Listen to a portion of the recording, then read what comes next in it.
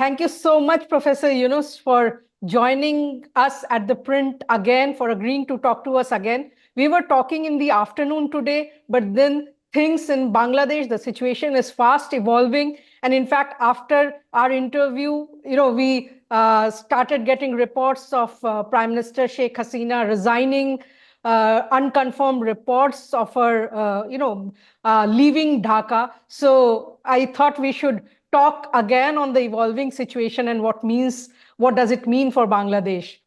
As we talk, sir, reports are coming in that Sheikh Hasina has resigned, and along with her sister, she has left Bangladesh. Again, there are unconfirmed reports that she has landed in India, in West Bengal.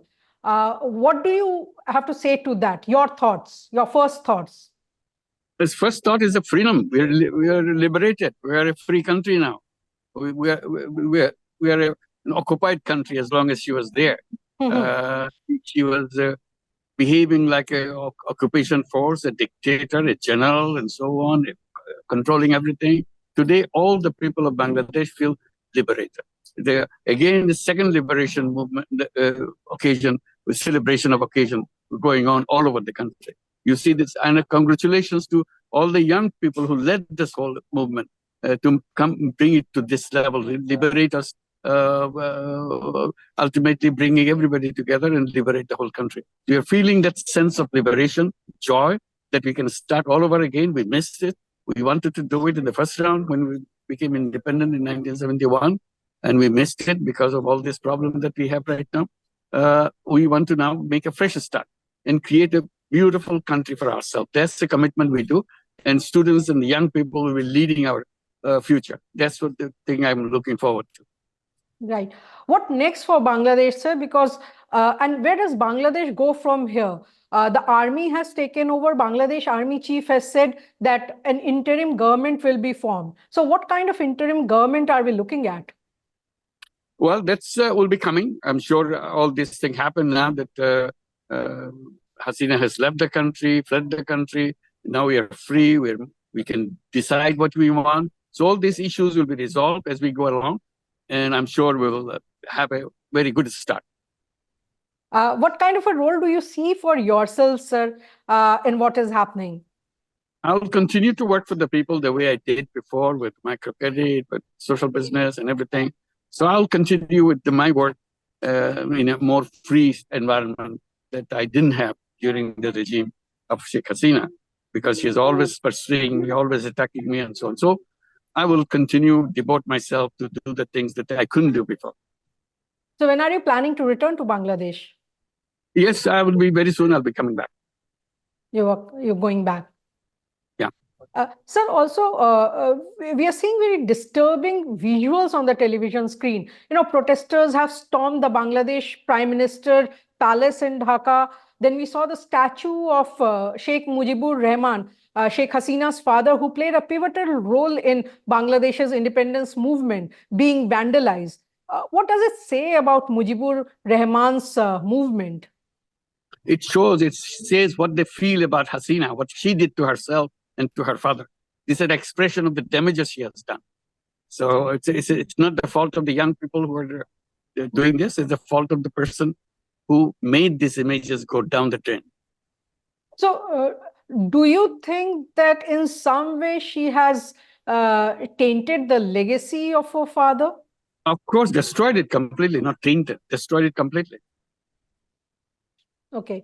And what has been the role of the US, sir, if any, in this power transition? Because it is being said that, US has also played a role in what is happening in Bangladesh. Usually people think about India played a role in it, all of it, one way. And people blame USA for not playing active role in Bangladesh and always trying to do things in Bangladesh through India. And people are very upset about that. So I don't know what role India has played or what role USA has played. Both of them were very active in Bangladesh. But our complaint is India was playing the major role and USA was playing a minor role. So I don't know what role now they are playing in this scenario and what role they will play in the upcoming situation. So how should India look at the development, sir? I don't know. You have to say that because what India looked at And it. then how does it impact the India, how will it impact the India-Bangladesh relationship, the bilateral relationship that we have? We are neighbors. We are part of SARC. We want to continue good relationship. That's no question about it. How to shape it, how to design it, how to give mutual respect, honor mutual opinions, and so on. Those are all the things that the next government, when it's elected, will decide. And how do And you I'm sure it will be a relationship, a great friendship. Right. And how do you see the opposition's role in Bangladesh, sir? Because the Bangladesh Nationalist Party, Zia, is unwell. So the opposition landscape, how do you see it? And what kind of a role do you Well, see for them in the days So to when we come? when we discuss this, we are talking about old stuff. Right. In the meantime, things have changed. The Awami League is no longer the Awami League that we used to know the day before yesterday or today. So what role Awami League broke and disintegrated Awami League will be functioning. BNP never played any role because they never had a chance to be in any role. They are not in the parliament. We don't know what is left of BNP, what we would do. And other parties are very minor parties. The Jamaat-e-Islami? Jamaat is already banned, so that's a new question the new governments will have to face. It's already banned, but the last section that Hasina did is to ban Jamaat-Islami. But I mean, would this lead to a bigger role for Jamaat sir in Bangladesh politics? Depends on what other roles emerging. So that's important because there's a vacuum created by Awami League. BNP was silent because they have been under attack all along. Now, when the free country, how they emerge, how they decide their policies and actions, because if there's an election, what role they will play in the election, how they perform in the election, because as long as we have a fair election, lots of things will actually done. We don't have to speculate anymore because we go back to the people, they will be voting, they will decide which party exists, which party disappears, which parties become stronger than ever. I'm asking another speculative question. So, I mean, will we see a new kind of political formation in the country? I hope so. I hope so. Definitely. That's what I was in the morning. I was telling you in my previous interview that young people should lead the way.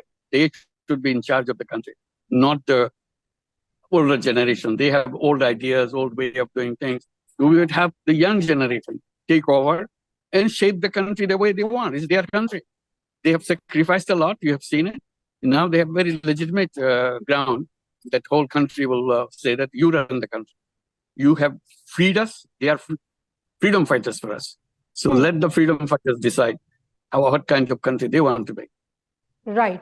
And what would be your message for the people of Bangladesh today? Enjoy the freedom. Make sure this time we don't make a mistake. We make sure we stay close to democratic principles and all the things that it stands for: freedom of speech and rule of law and independence of judiciary and all the things that we talk about, human rights. So we stick to that. As long as you stick to that, you remain a strong country. You can be a beautiful country. This has all the features of becoming a fantastic country. It's a creative country, energetic country. We have done wonderful things in the past. We can do much more. We want to be the ideal country for at least for the SARC countries. We want to show the way how to make it happen. Everybody has problems, that we will keep on solving problems and show the way how to change the world, change our life, change the life of the next generation and future generation, and help each other and become a big family of SARC countries. Right. Like I was asking you in the afternoon, sir, that, many people say that this was long coming and situation evolved pretty quickly. I mean, from the student protest, it started off as a student protest and then, suddenly it became so big and within days, the protest became big. And now today we are seeing Sheikh Hasina resigning, leaving the country, the Prime Minister resigning and leaving the country. Yeah, this is a concrete example of how things can suddenly change because people feel it that way. Just because they cannot express themselves doesn't mean they don't feel it. They feel it, given an opportunity, they express it. Since we don't have the democratic practices, democratic institutions, democratic principles practiced in Bangladesh, we couldn't express ourselves. We didn't know what was it.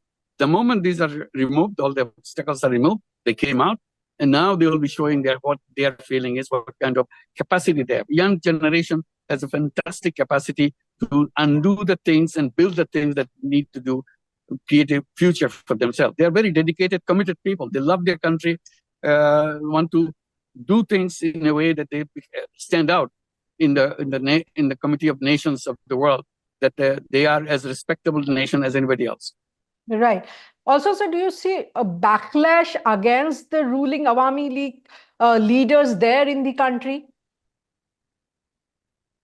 Natural. This is something may happen, but the responsibility of the new government would be to make sure it is within the framework of the law. Right, sir. Thank you so much, sir, for joining us again. You. And thank you. Here's Thank you hoping that elected government is soon in place in Bangladesh. Yeah, I'm sharing my joy about the liberation, about the independence that we just gained. Thank you very much for giving me Thank you so much, sir. share this with you and your listeners. Thank you. Thank you, sir.